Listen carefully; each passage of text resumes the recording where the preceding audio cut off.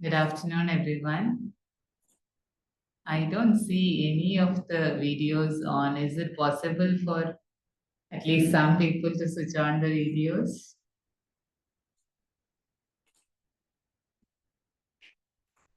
Okay, two faces. And is this Rachel Auntie? Yes.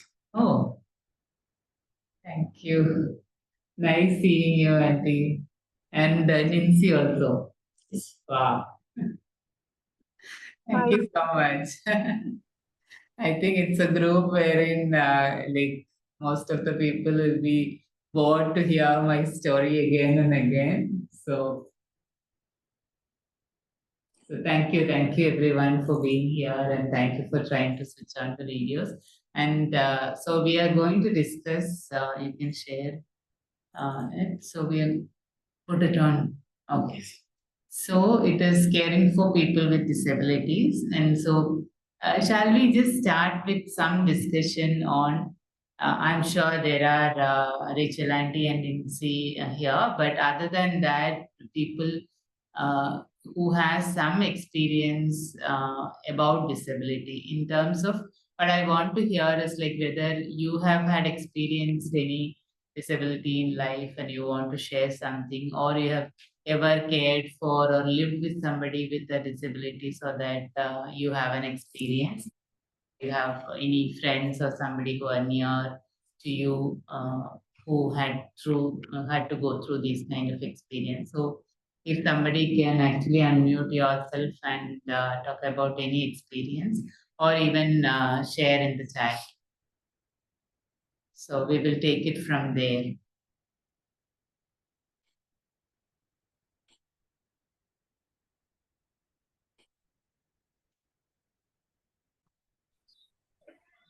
Can I be heard? Am I audible? Yes, you are. Okay. Good evening. Good afternoon, early afternoon, early evening. So, just wanted to share my experience on two fronts. One is my father had to be cared for quite a long time by my mother. So she was the direct caregiver for him. He had dementia and multiple problems in health in terms of not being able to move much, and also having problem with the hearing and stuff, and uh, more things were there, but that's a short part. And I have worked with and I'm kind of like I have been doing this PGDRP, the course. It's still pending to be finished. That's a postgraduate diploma in rehab education, psychology, sorry. So in that front, we are we help the uh, patients who come to make their test files.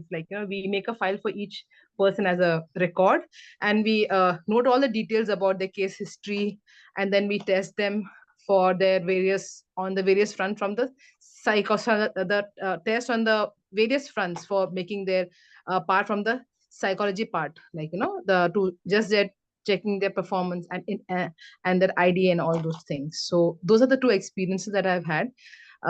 Very good experience in terms of making you a good human being, to be sympathetic enough to those people as well. So that's my part. Thank you. Thank you.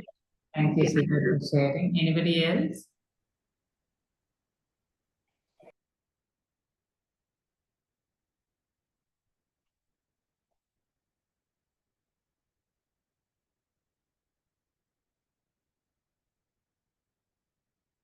Anyone who would like to? Anybody, at least if you can raise your hands, whether you have had any experience with people with disabilities. So I just wanted to know what kind of a group I'm talking to.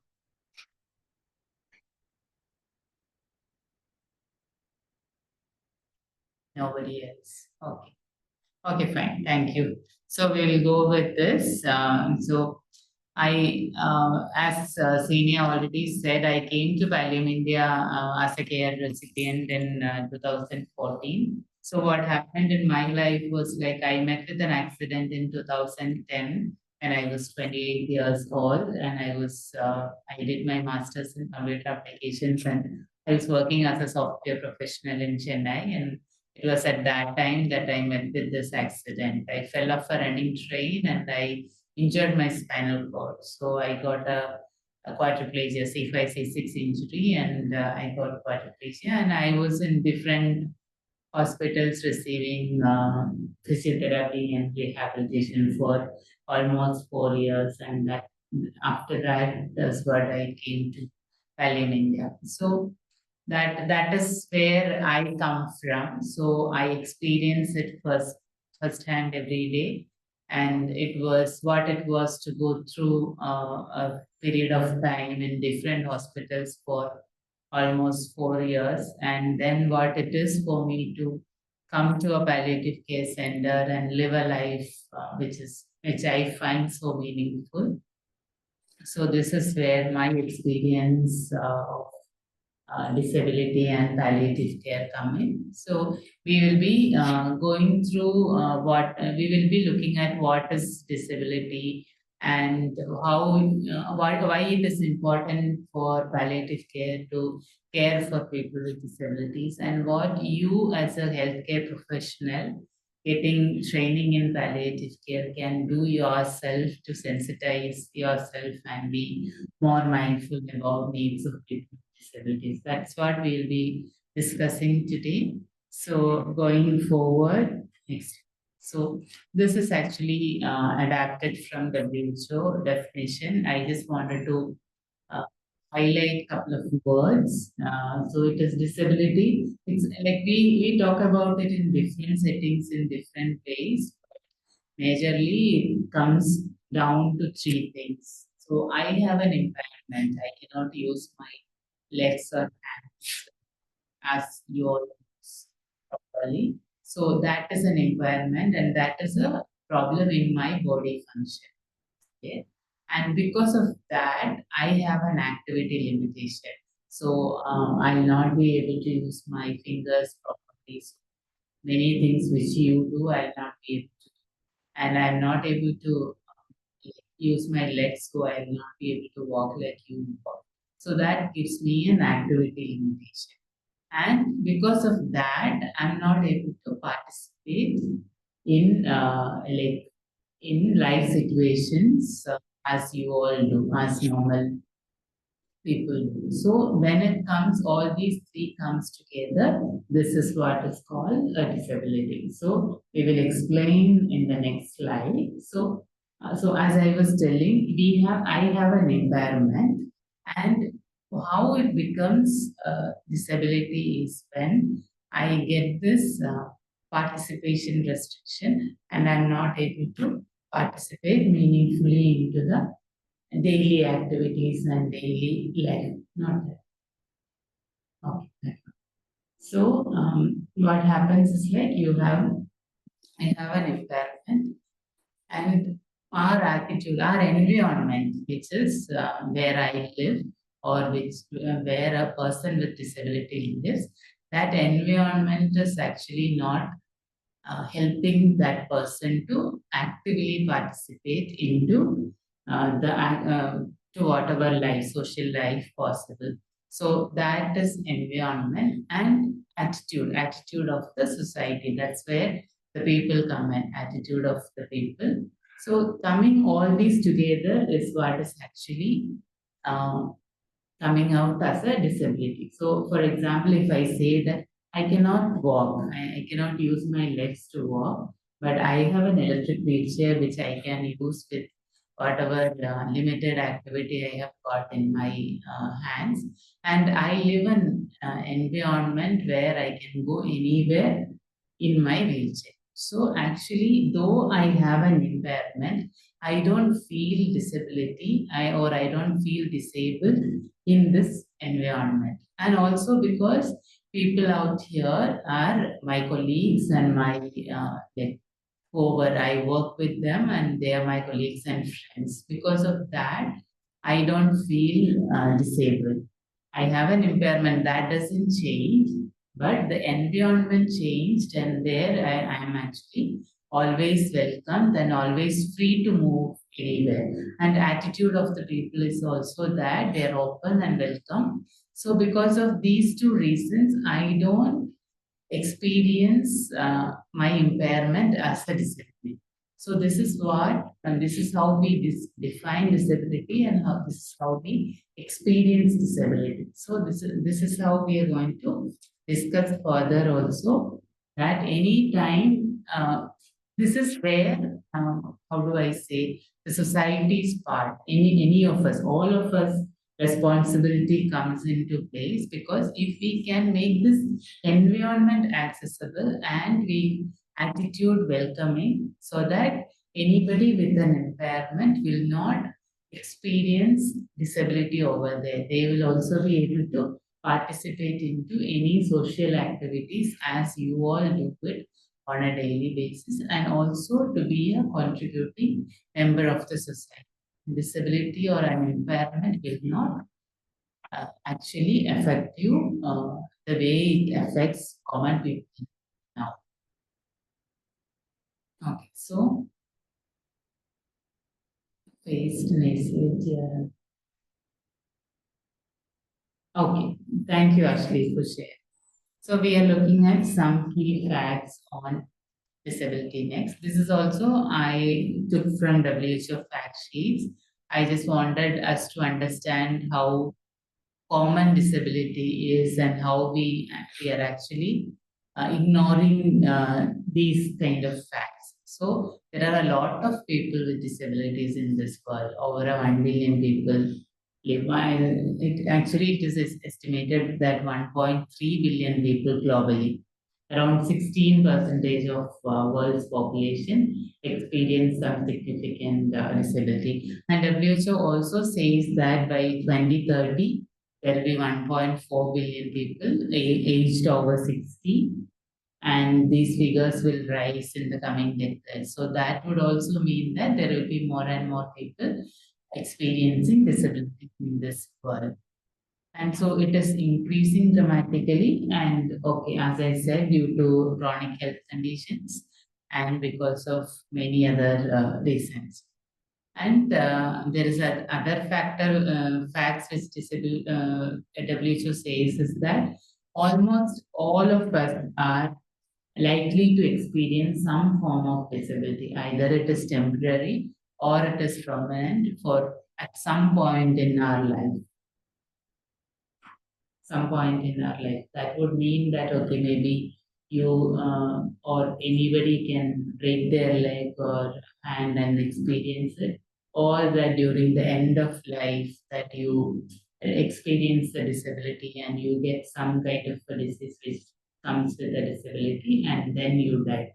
So nobody, like only 10 percentage of people die a sudden death, as you might have heard of this in the earlier sessions anyway. So this is also another fact.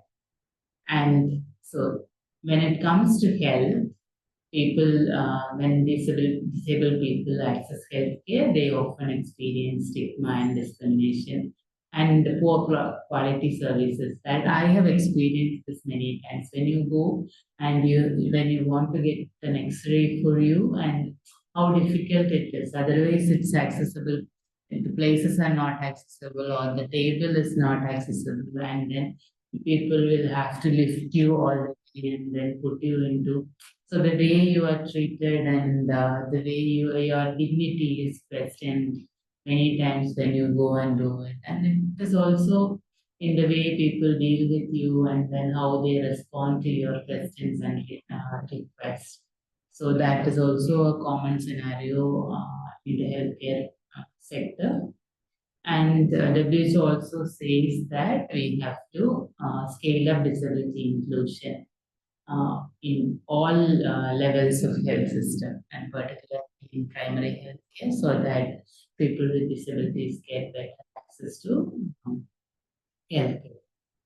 So, and this is a study which says that like usually this is actually quite like simple and straightforward. When you get a disability, maybe like by birth, you don't have opportunities for education most of the times, and then because of that, especially because of that, you don't have opportunities for employment. Even when you try and get your education, then even then you find difficulties in finding an employment. So your employment rates are also low, and then you have higher medical expenditure because of all these. The people with disabilities are found to be significantly associated with poverty. So, and with higher medical expenditures, maybe we are going to discuss it further, and you will know, you will have some clarity on why it is medical expenditures are so high for people with disabilities. So now we are going to discuss about some barriers for accessing healthcare for people with disabilities. Some things which you may not even think of, but then when you, in the moment you have a disability, it becomes so pronounced in your world that you are not even able to think of going to a hospital. So one thing is accessibility, because it's not easy for you to reach to a hospital.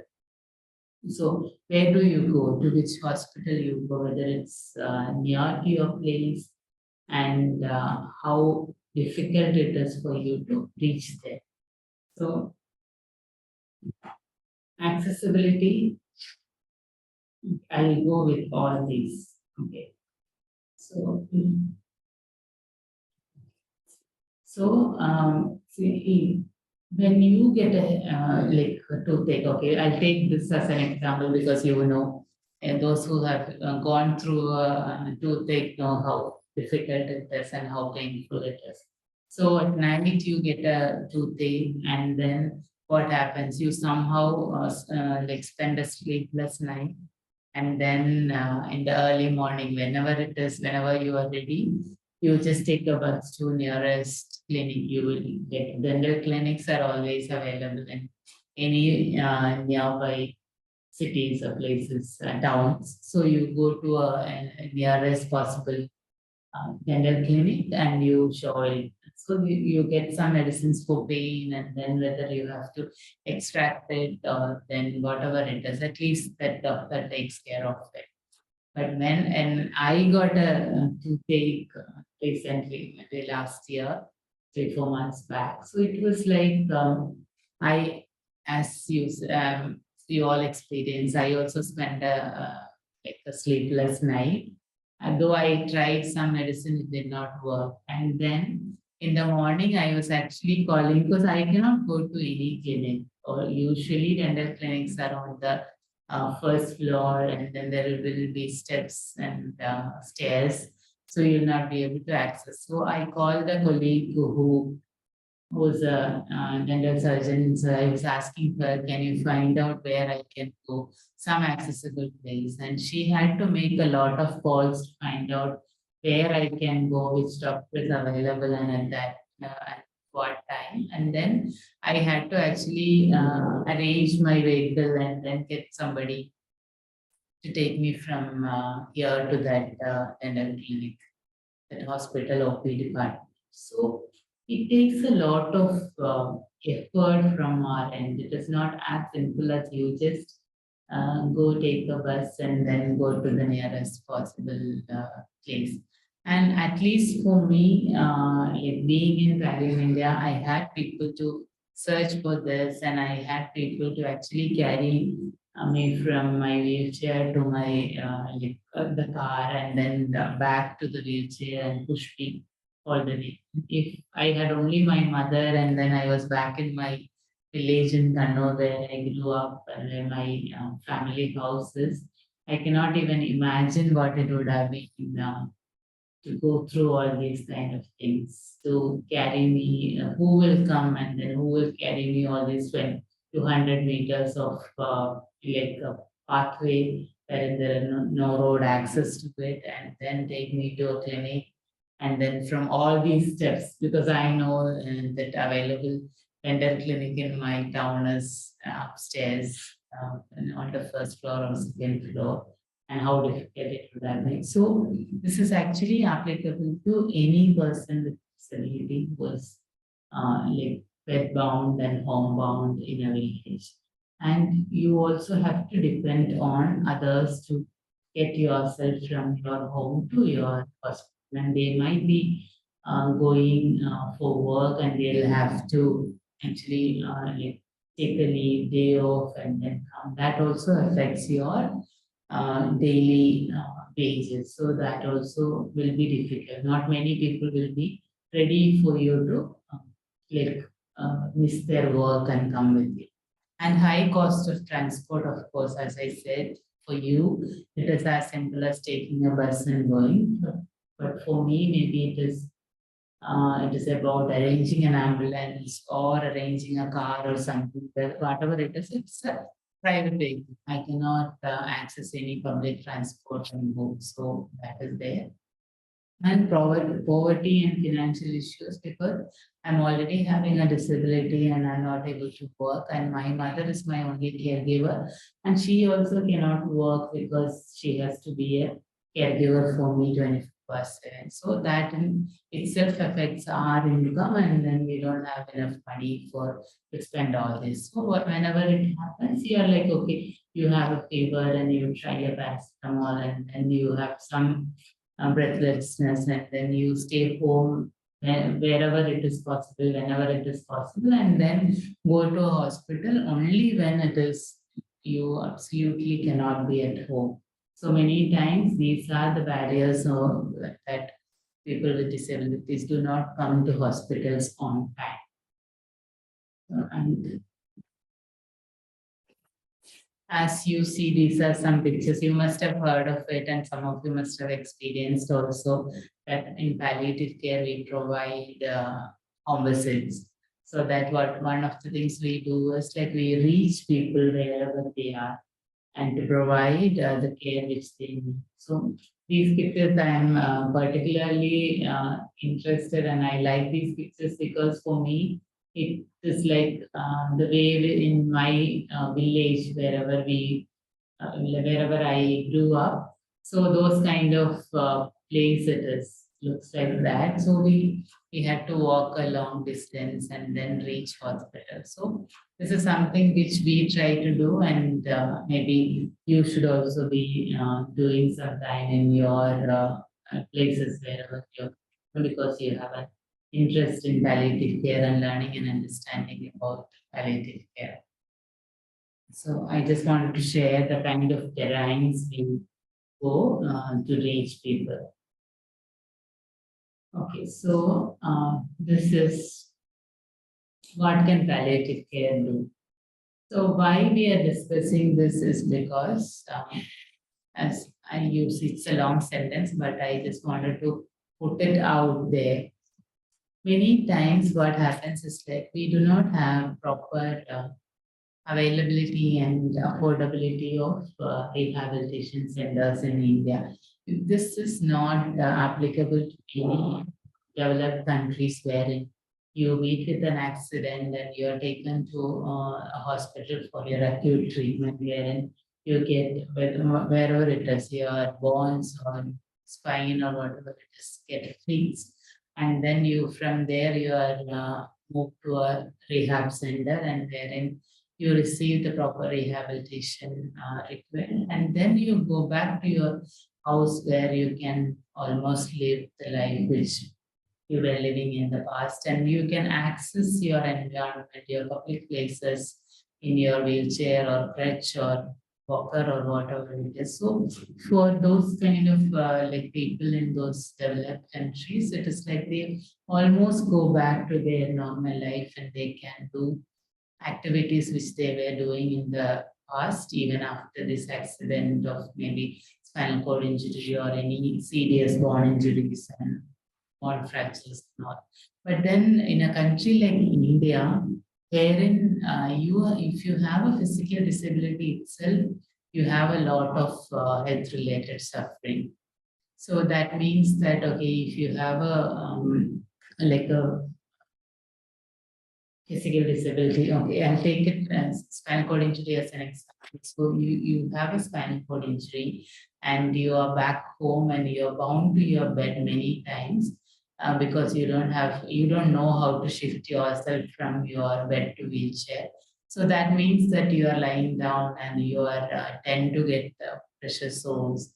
You tend to get repeated urinary infections, and we see this a lot in our like patients over here also. So you tend to receive all these kind of things, and you are actually not like sitting at home, not doing anything, and not able to work or anything. So that all these secondary complications come into place, and that in itself is causing a serious health related suffering. So what palliative care should do is like what we cannot provide the complete set of rehab as proper rehabilitation centers do.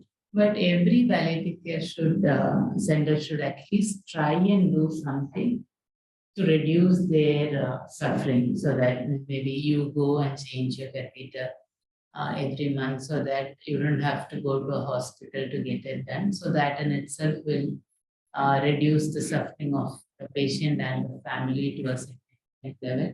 And you teach them how to care for your skin, so that you don't get pressure sores. And then whatever possible, whatever it is possible, you provide the care. So, like may not be properly, but we should include all these people, not because they don't have cancer, not because they don't have any other diseases. That doesn't mean that they are not suffering. The suffering is much more, and palliative care should be ready to take these people into the spectrum of palliative care. And this is actually very much visible and shown in Kerala, that there are almost all the palliative care NGOs working in the palliative care sector, they include people with disabilities, and they try to provide them some kind of vocation rehab, so that they get back to their life and get some kind of an income and some kind of enjoyment. They arrange programs so that people can go out and participate in those programs. So this work is done by all the palliative care centers in Kerala, and it is an very good example showing how life of people with disabilities can be improved when you include them into the spectrum of palliative care. So that is there.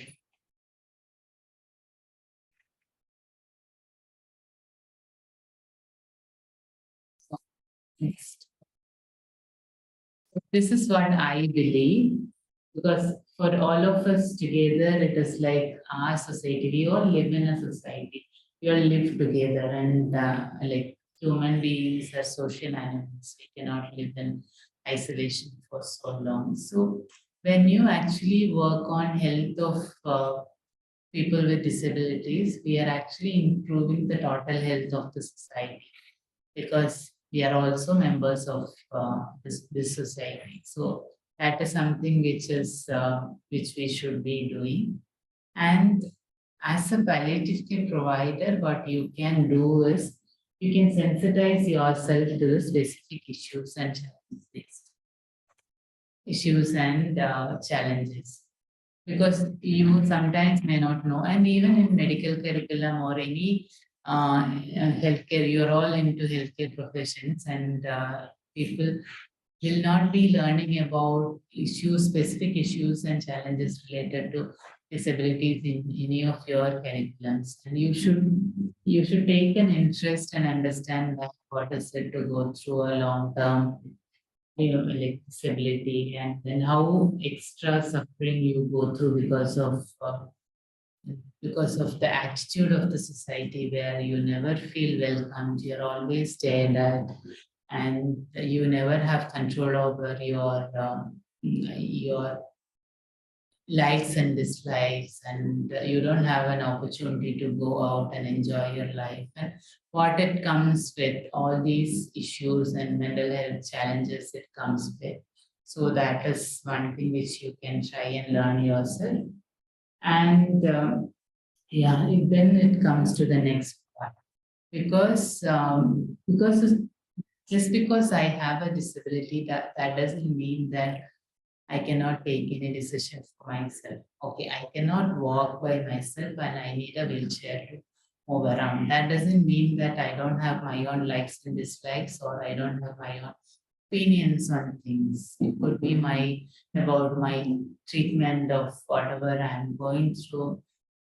It could be anything. So as a healthcare provider, you should be able to understand that the moment you see disability, you see that, okay, that person, you start asking questions to the caregivers and whoever is coming. And that person might be like, okay, my mom could not come with me, so I can take my neighbor and go to hospital when it is very, like when I'm into that kind of a critical situation. And then you must be asking all these questions to my neighbor who doesn't even know what I'm going through or what my daily life is. So that can also happen. So always ask and communicate with this person with a disability as far as possible. Sometimes you may need to get the help of other people. And usually we talk about physical disabilities in this section, but if you are talking to a person who's deaf and using a sign language, you may need an interpreter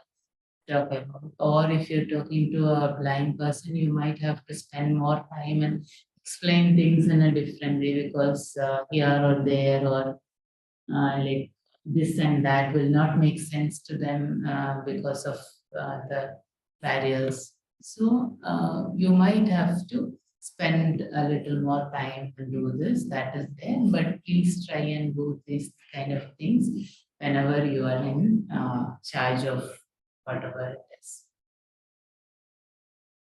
And so this point, I'm not making this point because WHO fact sheet said all of us are likely to experience some kind of disability like in your life before you die. Not because of that, I'm not making this statement because of that, but I'm making it because it is us, it is a society, and we all live together, and this is our world. So it is not about those people who are with disability and you all who are healthy people. But it is about we all live in a society, and it is so because of that we have to include people with disabilities. Not because you're going to experience it sometime in your life. There is a chance that you may experience it so that you be good to people and you include people with disabilities now so that in future you will also be not because of it is by mere fact that we all sit together in Zoom today, all these 25 people, and we are all together in this world as a family or as a community together.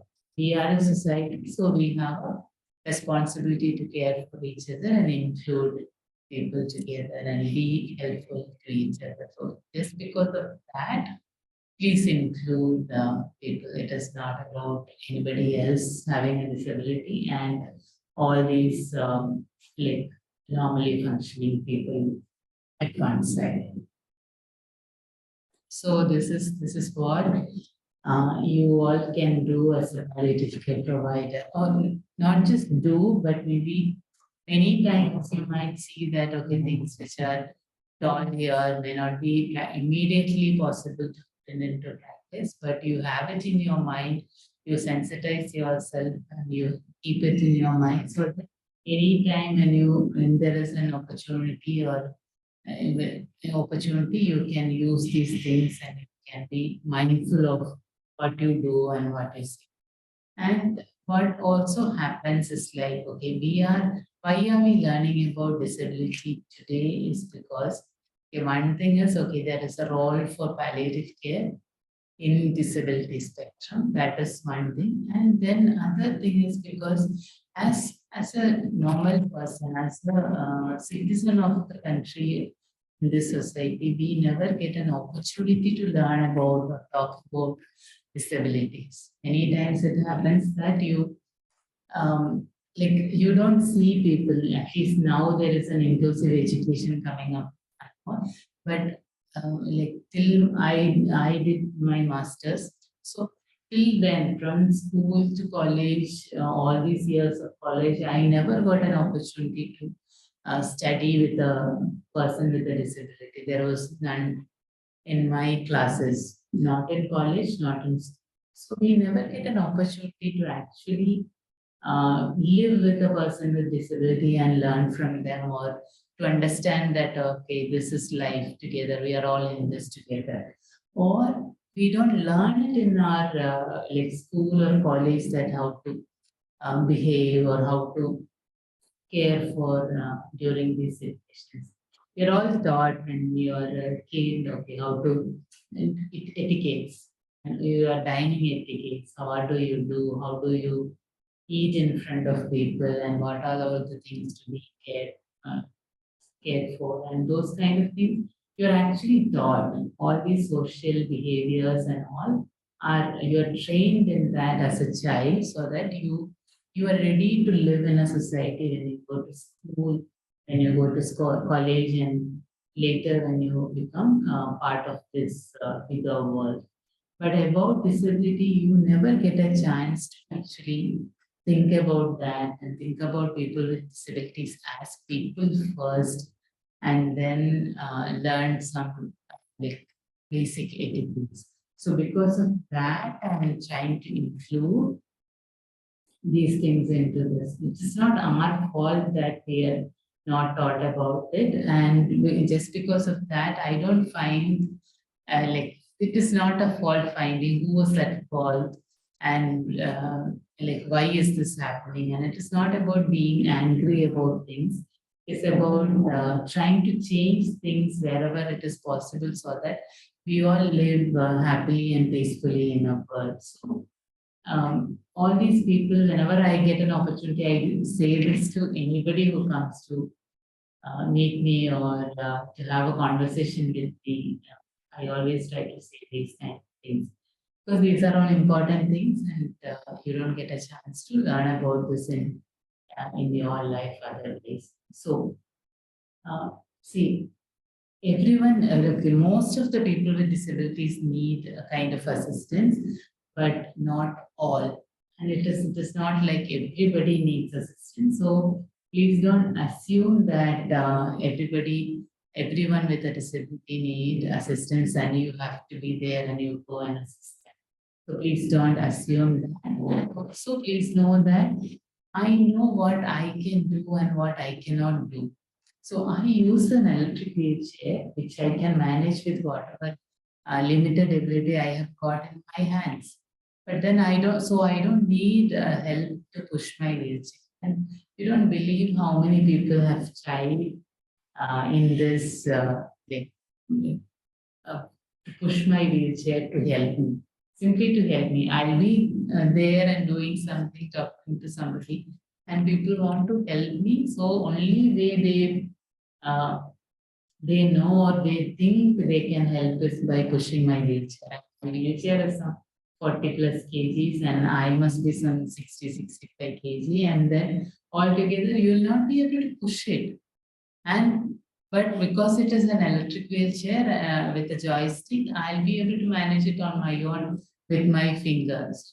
But then I need help. I need help to open the door in front of me, maybe to switch on the AC or a fan or light or whatever it is, or maybe sometimes to connect my laptop to a charger. So I need help with these kind of things, but I don't need help to push my wheelchair. I don't want anybody to push my wheelchair. So if you want to help me, if you would like to help me, and if you find me in a hall with many other different people, you can simply come and tell me that, okay, if you need any help, please don't hesitate to ask me. I'm here to help. So what that does to me, that gives me confidence. That gives me, because when you are in like, I have actually outgrown that, and I go and ask for help to anybody on the street.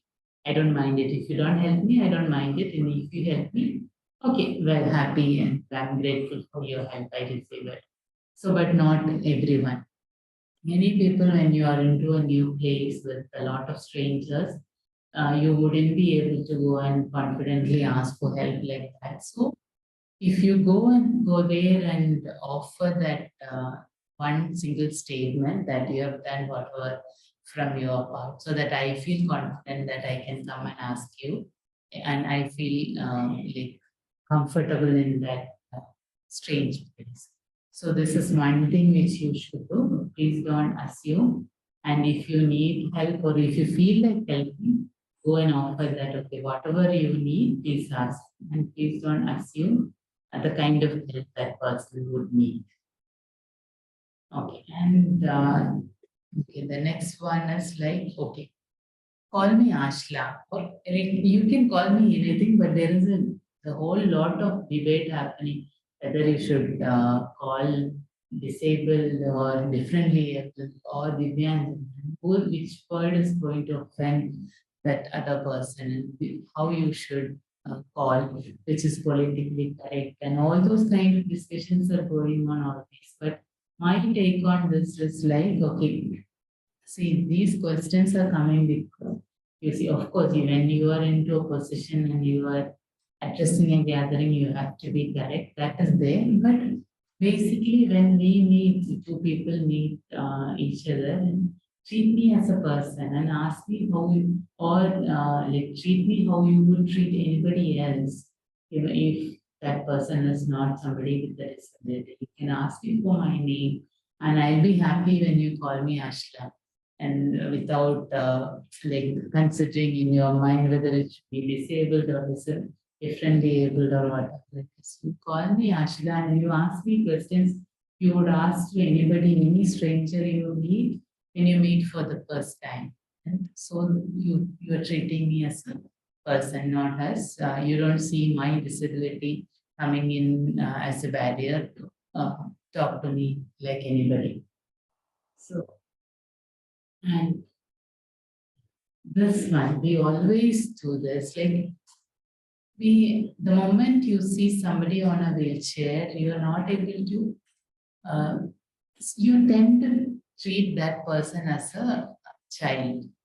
Like the way you talk to, it is just like, because I have a disability and I cannot walk, that doesn't mean that my mental capacities are not developed. It could be developed. There might be people with different challenges, intellectual disabilities and all, but then it is not that when you have a disability, that means that your mental intellectual ability is also challenged. It's not, it's two separate things. So don't treat people as a child when you see somebody in a wheelchair. Treat an adult as ask them questions which you would ask to anybody.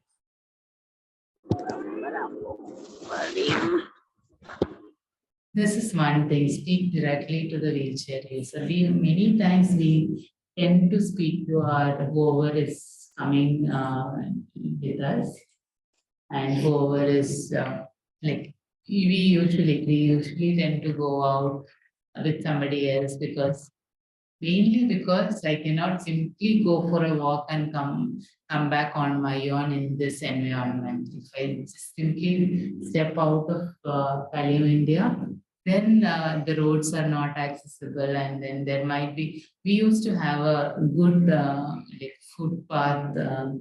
In our earlier building, just outside that earlier building. And then I was so kind of confident in going out, and I go out, and then I find that on the way on the footpath, there is a two-wheeler parked against. For them, it is a parking place. And then actually for somebody who is was walking through that way, they can actually come down to the road and then go to the footpath again after that like two-wheeler. But then for me, that would mean that I'll have to come in reverse all the way I went.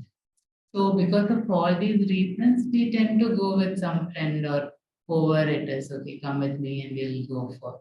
So, and then it happened to me once that, okay, I was going out for an evening walk, and then somebody was asking my friend who was like walking with me, does she have a problem in like, does she have some intellectual disability also? So that was in Malayalam, and then that person said, okay, you ask her. So then she was like, okay, then that was an elderly person, but still she didn't know what to do and what to ask because she has already assumed that I cannot like communicate with that person the way they were expecting, at least make an intellectual or whatever it is kind of a conversation. So people tend to talk to the caregivers or whoever coming next to you because they assume things. And this was also my personal experience that I went to a hotel with colleagues and friends to eat, and everybody else on the table was given a menu card and I was not. And then when the person came and asked for an order, and I said, "You didn't give me a menu card, and like, how do you think I can make a choice?"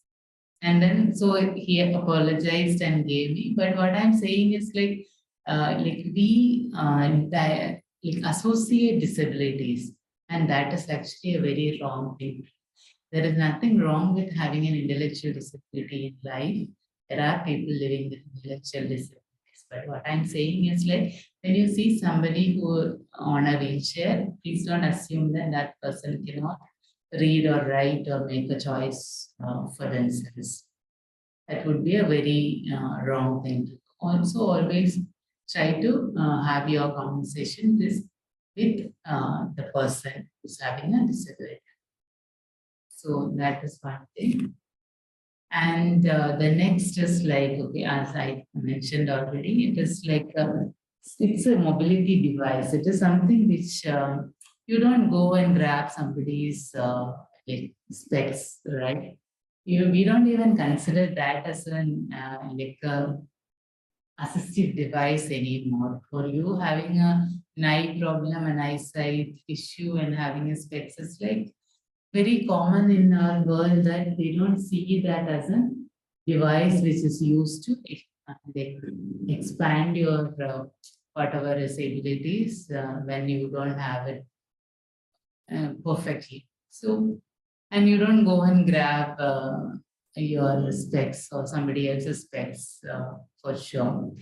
This wheelchair or crutch or a bike cane or whatever it is somebody else is using for their mobility, that is actually a device for them. And that is kind of a personal space for me. And please don't go and grab any of those. Don't touch, don't lean. That is not a like a place to keep your bag or your raincoat or whatever it is. Like we may do it because when your two friends are going, and then I'll ask everybody, okay, just hang it on my wheelchair so that you don't have to carry it. I happily do it, but then that is when you're friends and you're together and you're having a good time on. That is not when you meet a stranger for a first time and then you are just two individuals like coming for something and you're not friends yet. So you don't do that to anybody because you find it easier or more convenient. Okay, that is there.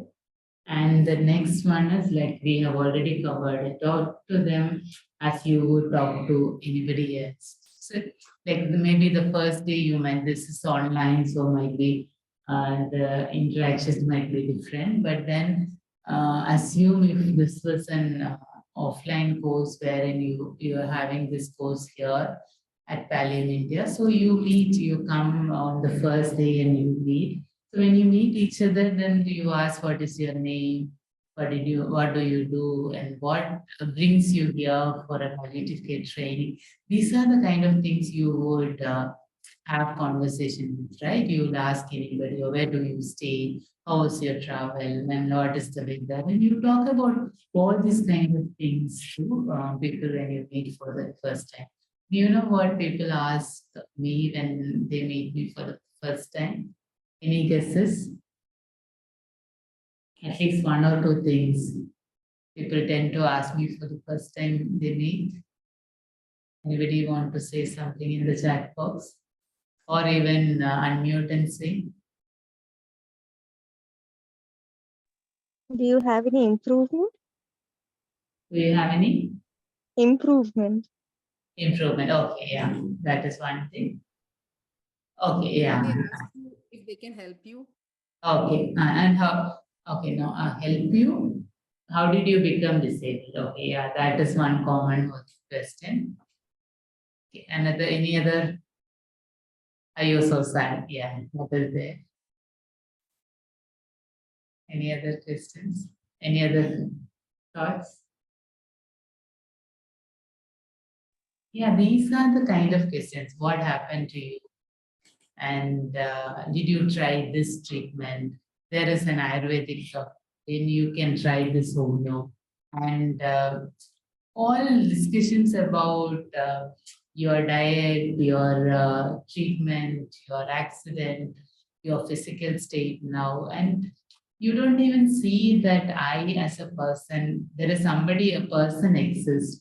The only thing you see is the disability and the correspondence. All the communication is around that. That is most of the time. That is what is. Invariably, the first question people meet up, if they are not saying that, oh, so sad, you have to be you look so beautiful to be in a wheelchair. I never understood how come that comes. You cannot be a beautiful person and then be in a wheelchair, and then so sad, so young. And though these kind of comments, and then the questions are like, what happened? Did you try this? How do you do this? And those kind of things. So please try and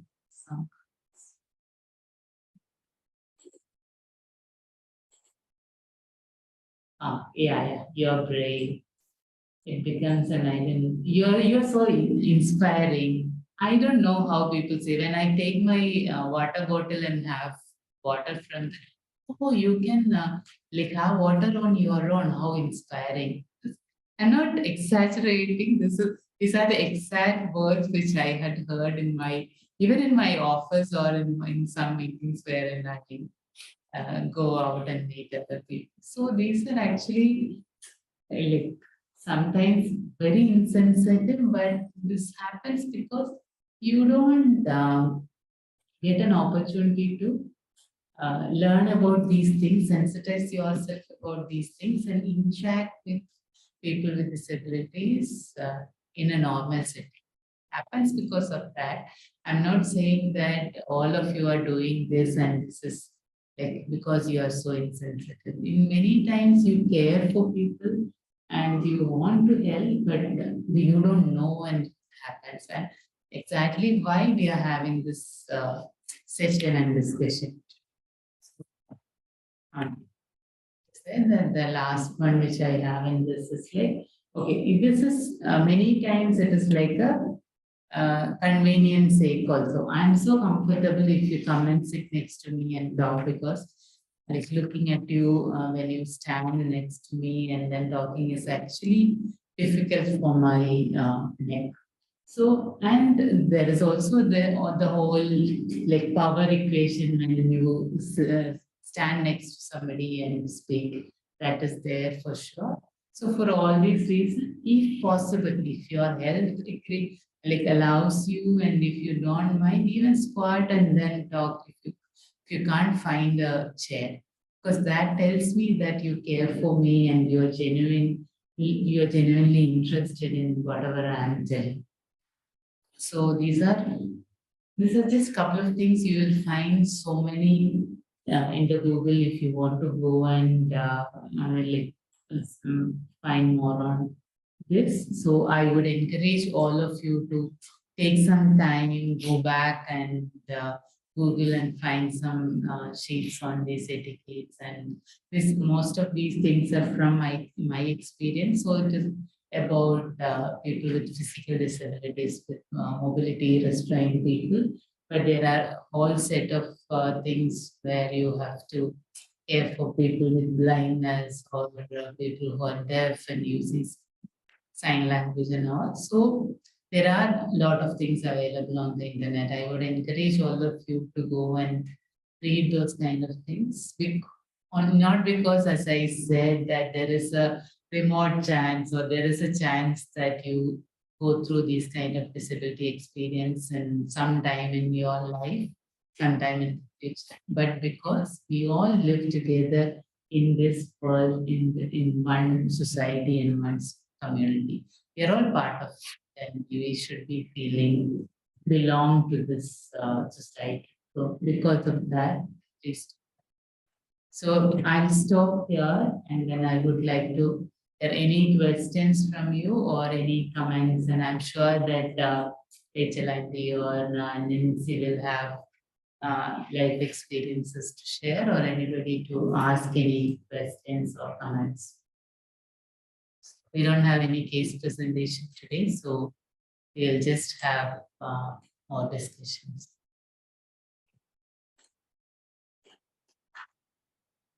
Maybe.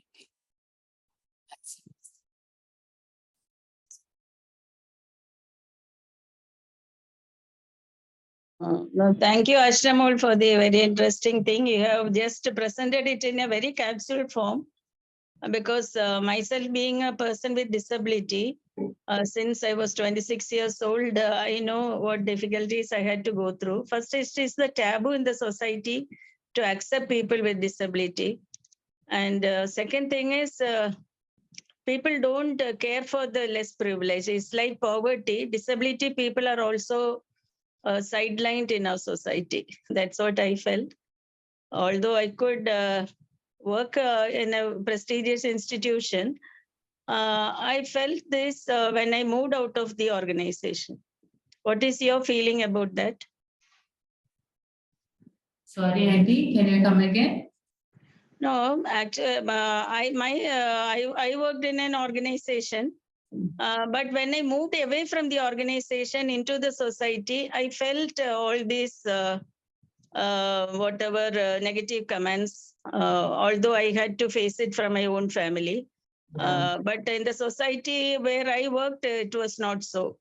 So what is your feeling that among your means native place, how people accepted it?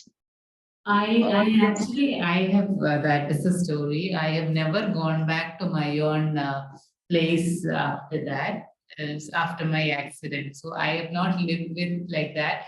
But then I am lucky to be working online with people. So they also consider me as a colleague. So I don't go there and I don't live with them on a daily basis. That is there. And then and the luckiest part is that I came to Bali in India, wherein people treat me as a colleague and a friend.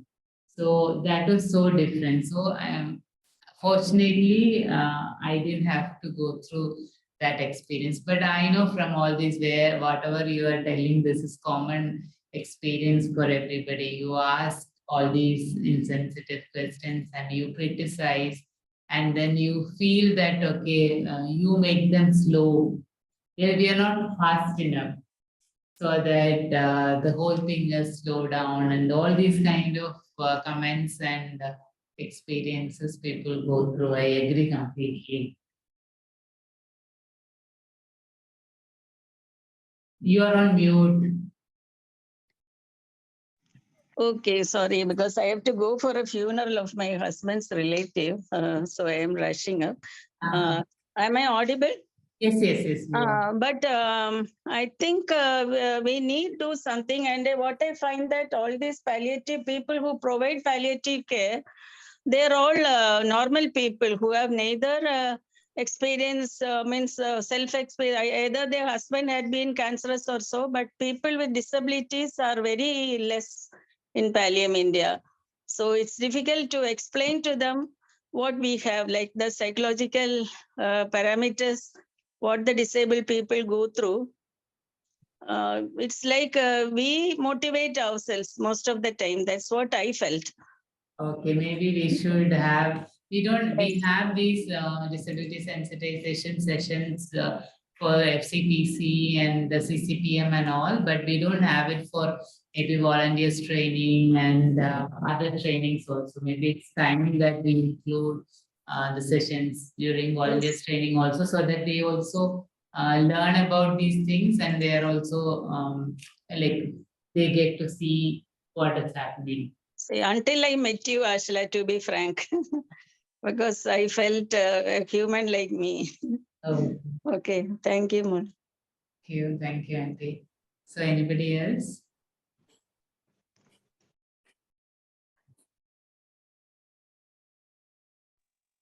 Hello, am I audible? Yes. Yes. So I thought I can use this as a best opportunity to thank Palim India because even in my experience, just like our Raceland you said right now, in 2016 when we had the barrier-free Trivandrum, the wall art and the exhibition, Freedom Art exhibition, Yeah. that was in 2016, and my injury happened, my spinal cord injury happened in 2014. So it is in 2016 that I got the chance to come out to a public place, be with others in wheelchair. And until then, my self-esteem had gone really low, where I was feeling worthless. I was feeling like I'm so away from my other friends. I'm not good enough for anything. But then when I came to the exhibition and when I was able to showcase my art along with other wheelchair users, for the first time I felt a sense of power and I felt really happy. And I realized that, okay, when I'm in such places, my disability doesn't matter. Just like how you said, when our environment is facilitating us to move around like others, our disability becomes less significant. Or let's say our abilities become more significant than the disability. So that happened for the first time. And even now, as Palim India gave me the opportunity to be employed as a psychologist. That is my dream job, actually. And I've been pursuing education in psychology for the past 6 to 7 years now. So now when I'm getting to work as a psychologist in Palim India, it really makes me feel so good, so fulfilled. And especially because when I come there, I get to meet others like me, like people who are just getting injured, just facing the injury for the first time, or other chronic disabilities. So when they share their troubles of having to lie on the bed, feeling like a burden to their parents who are very loving, but still they feel like a burden, I'm totally able to understand that. And I'm realizing that when we actually get to be together with other people with disabilities, we feel that really empowers us. And that does not happen in our normal circumstances. People with disabilities are confined to their homes, they're isolated. But when we get to be part of a community where there is a shared experience, that actually makes a lot of difference. So in that way, Value India has been supporting me and really helping me feel like it's okay. We can actually live life with disabilities, live happily. So I just wanted to use this opportunity to share that. So thanks again to Palim India. And especially to you, Ashla Cheshi. You are the one who brought me into the whole system. You are the one who saw my artworks in the first place and introduced me to Palim India. So thanks to you as well.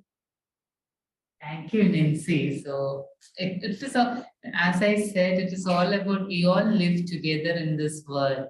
So that is all I think we need to like learn and do, so that we know that we are together and we are together in this, so we go through it together. So that togetherness help us with anything. So anybody else who would want to? See, one thing which I have been thinking more often is about being disabled people portrayed as a piece of comedy in most of the Indian films, maybe not in outside. So shouldn't we do something on that, Ashla Mole? Yeah, I know you have actually talked about this before also.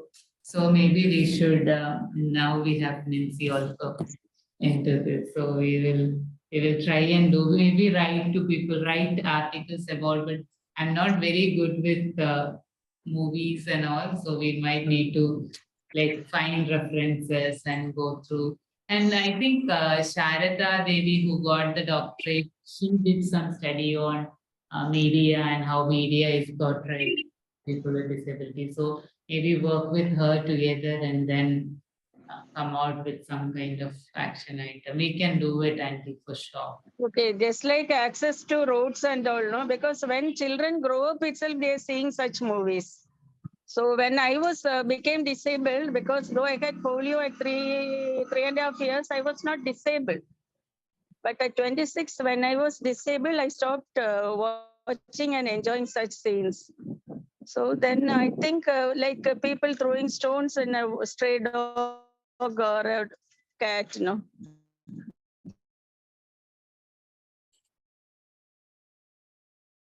Oh, your voice is breaking.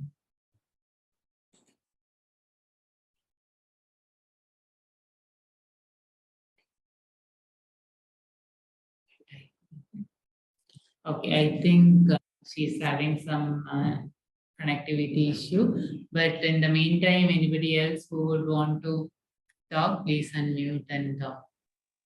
Maybe just adding to Rachel's point, probably I've heard Nancy speak about the art and all those things which you all had promoted. Probably if you all can have some kind of a webinar which talks on this kind of an issue, and you can have people contribute, and maybe that can be one of the initiatives. Just a suggestion if it works. Yeah, disability sensitization is actually a very, like, people don't do it enough times, and then not people are interested until you come to some kind of an event or some kind of an experience or learning something like that. People like don't want to get into this kind of thing. So it's actually happening very less. Only that, okay, some people from some areas, and we go through that experience, we talk about it and all. So it's there is so much to be done about sensitization. Like, And also because we have got this whole set of NEP 2020 which talks about inclusivity like in the education, and students being sensitized, because that is what it will lead to when the special children study with the regular children. So if you're having something like that on a school basis, wherein you can put up the quiz or debate or something that can be done as an activity, then that will be having more awareness from the root itself. Just a suggestion. I don't know if it works. And thank you for thinking about it. And I hope you will also start incorporating these things into your practice of it. I'm also doing this course from API, that's Arts Practices for the inclusion. So which we we have two people from Parliament doing that. Yes, that's Sarat and Deepa Jose, same batch as me. So in that we are like the school that I'm going to, there we are having I'm having some 14 students whom I work with.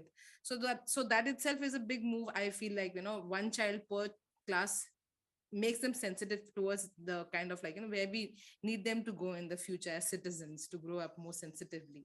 So something like that, because that's a part of the NEP 2020, so that would be a good add-on if initiatives are taken on that front. Thank you. Sure. And anybody else?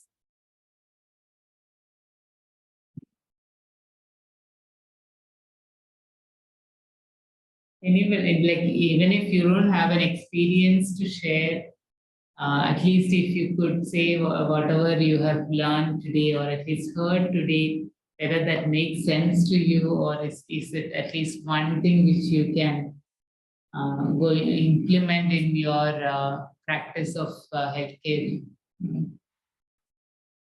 If you can share that, that would be great. Sorry for speaking again. That's okay, please. But I just wanted to thank you again to tell it from a perspective, because those pointers which you meant as the kind of etiquettes that we should have while talking or conducting oneself with a person, then those are a big help points that I wouldn't have thought of. So that's very stupid of me, but still, thank you for that. Thank you. It is not a stupidity, but many times that we are not getting an opportunity. We get, and then what you do as children, I have seen it many times. The children are so curious, naturally curious, that when they see me, they want to try my wheelchair, they want to have a conversation, and then when they are alone, they come and do that, and then we enjoy, and then they get an opportunity, they get some learning out of that. But then there are mothers, and then they're like, okay, don't go, don't touch, don't talk. So the moment we are grown-ups, when we get lots of masks or lots of protective mechanism that you don't want to interact with or deal with these kind of situations that this happens. So as children, we never got an opportunity, and as adults, we are so complicated beings ourselves that we don't want to deal with any of these things. So that is quite natural. So at least now that we are having this dialogue, and then people are encouraged, if any of you go back and look at what you're doing and incorporate some of this into your practices, and I'll be so happy. I feel that, okay, whatever I've done has helped someone. Okay. Thank you again. Thank you.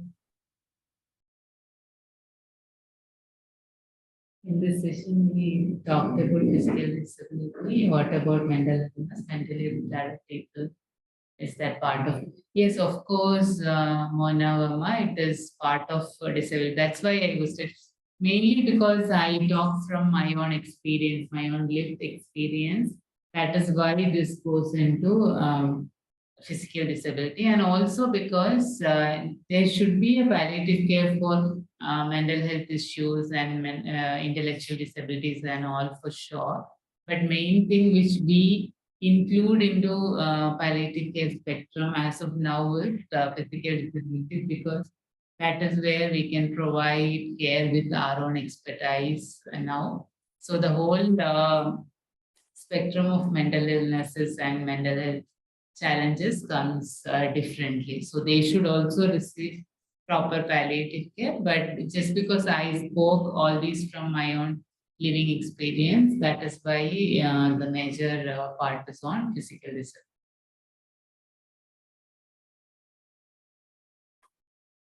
So anybody else who would want to talk?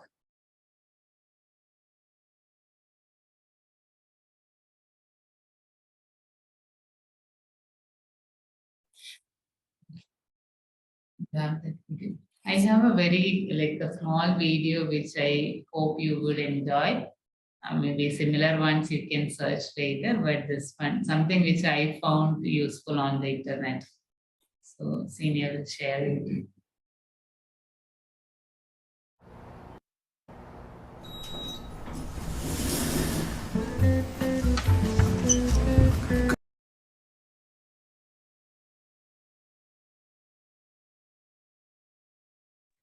Thanks for sharing, Ashla. You can find you share similar the ones. Maybe Senior can link share it in with this your chat? group. The link. Thank you. Okay, so I think we have 10 more minutes. So if you have any questions or any comments you couldn't talk till now, or even people who talked, we have time. If not, we'll wind up. Any other comments or questions? I think we can wind up the session today. Okay, so thank you for being here, and thank you for listening. And I am also one of these people who would want to talk about something, think, plan. Okay, let me say, and by that time they say that okay, let's wind up. So no hard feelings about people who could not speak. But at least I hope you will take some pointers, and then try to learn some things, and then change your practices in different possible ways. So thank you so much for being here and listening. So thank you. Over to you. We should thank you, Ashla Ji, for that wonderful session and spending your time with us. Thank you so much for being here with us for today's session. Thank you so much. Thank you all for joining for today's session. We'll see you on next session. Bye-bye.